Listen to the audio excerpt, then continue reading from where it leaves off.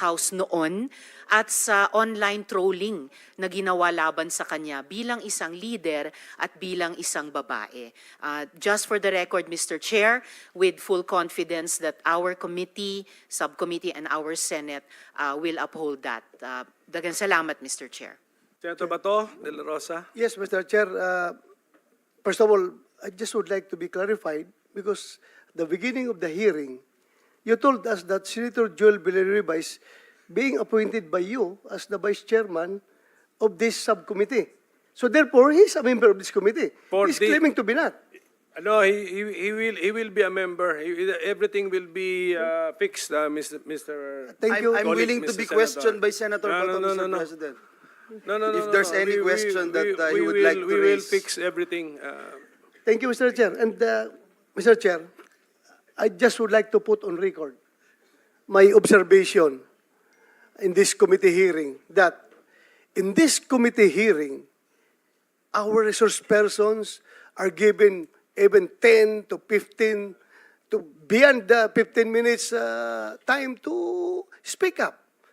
Unlike what happened in the Quadcom in the lower house, wherein kawawa ang mga pulis na ginawang resource person doon. This question is answerable by yes or no.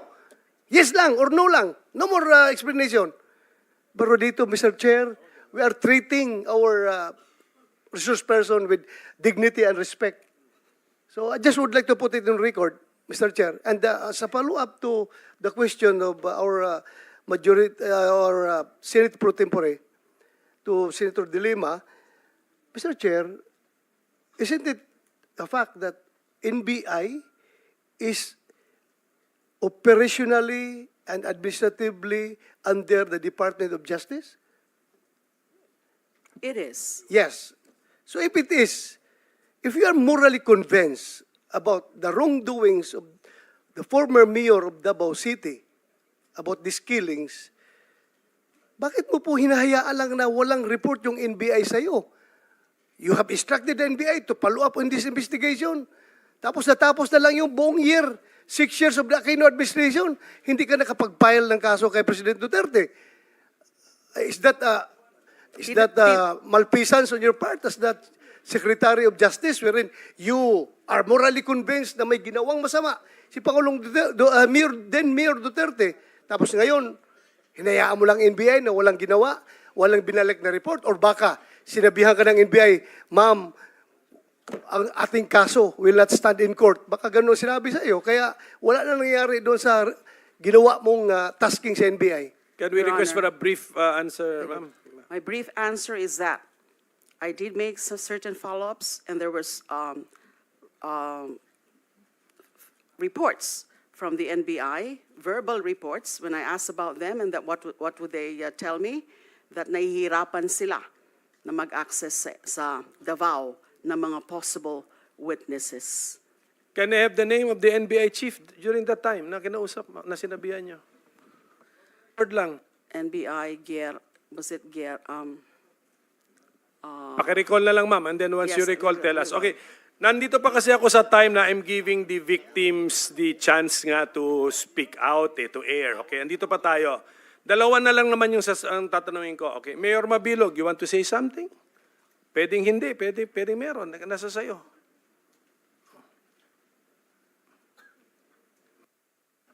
Good afternoon, Mr. Chair, honorable members of the subcommittee on the Blue Ribbon Committee. Good afternoon po.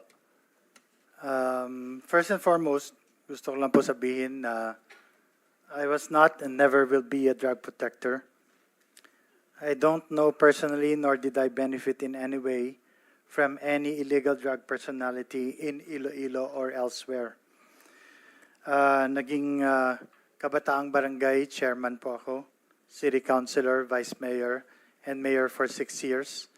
And kahit naging mayor ako for 6 years, kahit wala po akong formal training as mayor on addressing illegal or crime or illegal drugs, wala pong training na ibinigay po sa amin.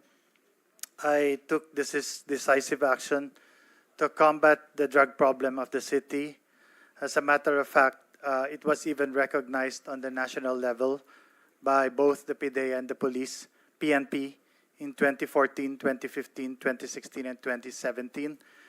So,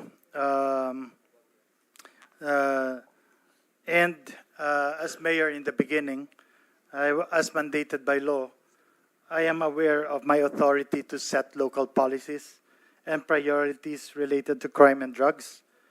I'm also aware that the law that dictates that the PNP and the PIDEA handle crime investigation and response and the combating of drug trafficking and enforcement of drug laws, while the mayor relies on the police and the PIDEA to implement them.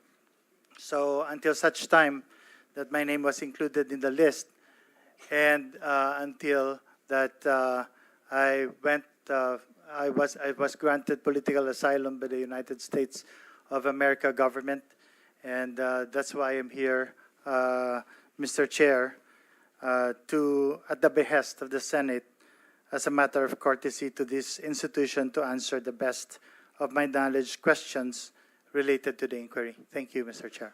Thank you. Okay. Last ko na gustong i-recognize ngayong hapon na is upon the request of Attorney Jokno, si Roger Herrero. Pero wala siyang affidavit. So ganito na lang ang request ko. Attorney Jokno, can you prepare the affidavit of Roger Herrero?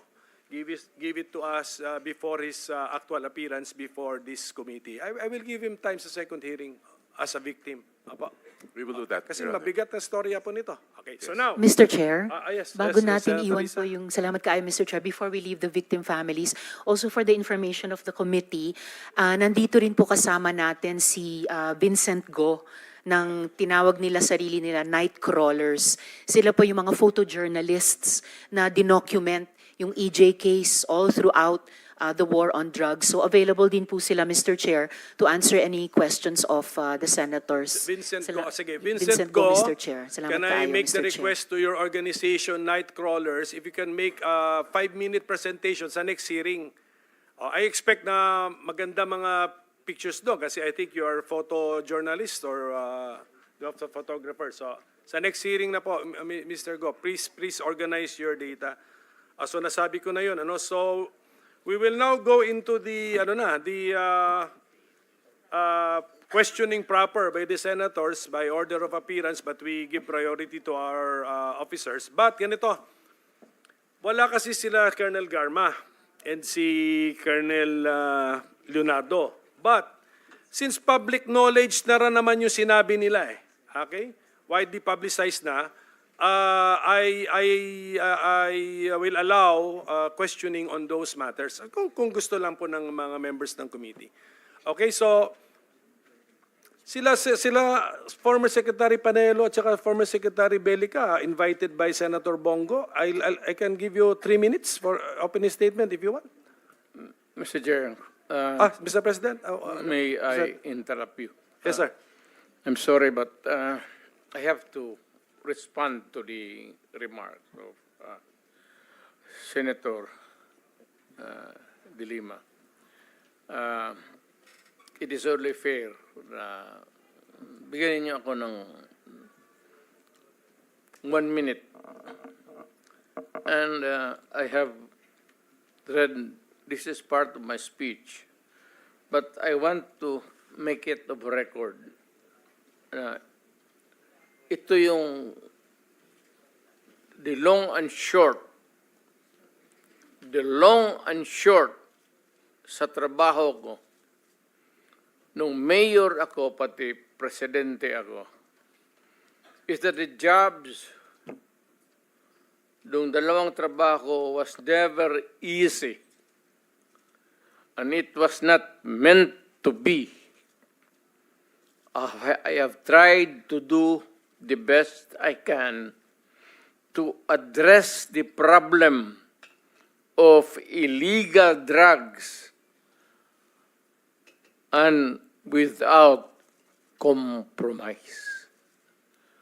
Kasali na lahat yung naririnig niyo. Whatever it is, hindi ako nag-compromise. Sinabi ko, ito.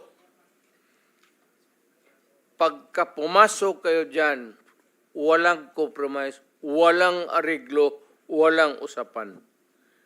Do not do it in my city. Nung presidente ako, sabi ko, bitawan ninyo. Kasi pag hindi, magkakaroon talaga tayo ng problema. Ito na nga itong ngayon eh.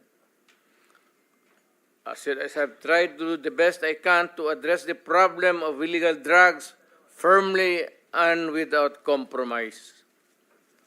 Yan ang gusto ko lang iiwan dito bago ako aalis. O bago ako alis sa mundong ito. For all of its successes and shortcomings,